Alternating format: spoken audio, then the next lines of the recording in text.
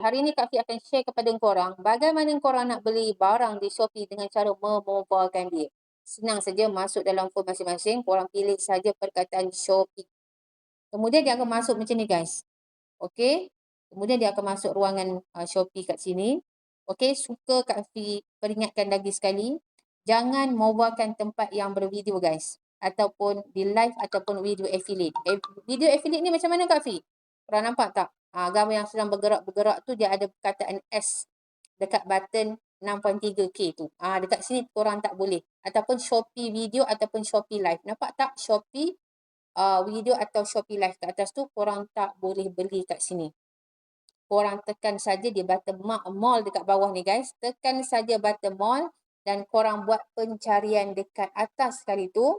Korang type saja dekat atas ni. Korang pilihlah barang apa yang korang nak. Contoh korang nak beli tudung. Kak Fi buat contoh. Okey, kemudian korang search tudung. Okey, katakanlah korang berkenan mana-mana tudung yang korang nak beli. Okey, katakanlah korang berkenan nak beli tudung yang pertama ni harga RM14 ni. Korang pun tekan dekat sini guys. Okey. Bila sampai di sini, korang akan nampak ada satu video. Dekat ni video ni tak apa guys. Sebab dekat sini, dia adalah video kedai tersebut. Dia buat macam tutorial untuk kita. Memang Kak Fi testkan untuk korang tengok. Nampak tak dia sedang ajar tutorial. Video jenis macam ni tak apa. Jangan video yang kat depan tadi. Okay. So sekarang ni korang dah pilih yang ni. Korang boleh tekan tadi. Lagi sekali kat sini. Boleh tengok balik Kak Fi ulang. Okay. Keluar macam ni. Korang tekan saja anak panah atas tu. Copy link. Kemudian salin pautan. Lepas tu korang pergi kat mana? Korang pergi dekat mobile korang. Tepek saja atas mobile.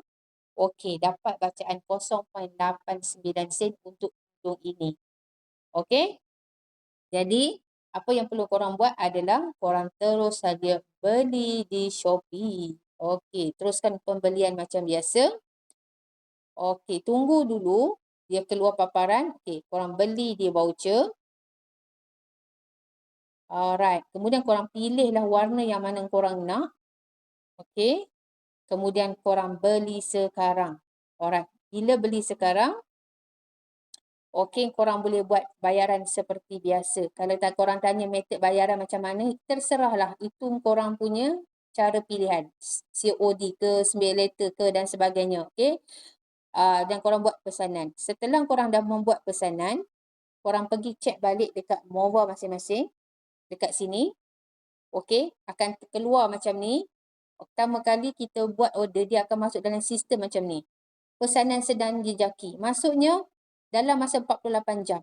Okey, korang kena tunggu. Okey, kalau korang nak tahu status korang sepanjang perjalanan, macam mana, korang boleh tekan button pendapatan lagi sekali. Korang tekan saja pesanan saya. Dekat sini nanti dia akan nampakkan korang.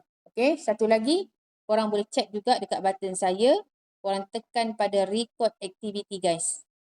Di sini pun dia akan bagi tahu activity. Kalau keluar sedang menjejaki pesanan ni warna biru, okey, tunggu 48 jam dulu guys. Okey, tunggu 48 jam. Kalau korang tak langgar peraturan, okey, pembelian korang akan keluar perkataan pesanan telah dijumpai seperti warna hijau bawah ni. Tetapi pembelian tak ditemui ni warna kelabu guys, menunjukkan apa? Sama ada tak beli barang tu, saja-saja test sistem. Yang kedua adalah disebabkan kita langgar peraturan. Yang berjaya sahaja akan keluar pesanan telah dijumpai dan juga memang kita bayar. Okey, tunggu saja dalam sistem. InsyaAllah, tunggu 25 hari bulan. Seperti biasa, korang akan tengok nanti segala cashback korang akan turun di baki boleh dikeluarkan. Okey, jelas? Apa-apa boleh tanya balik Kak Fi sebagai rujukan.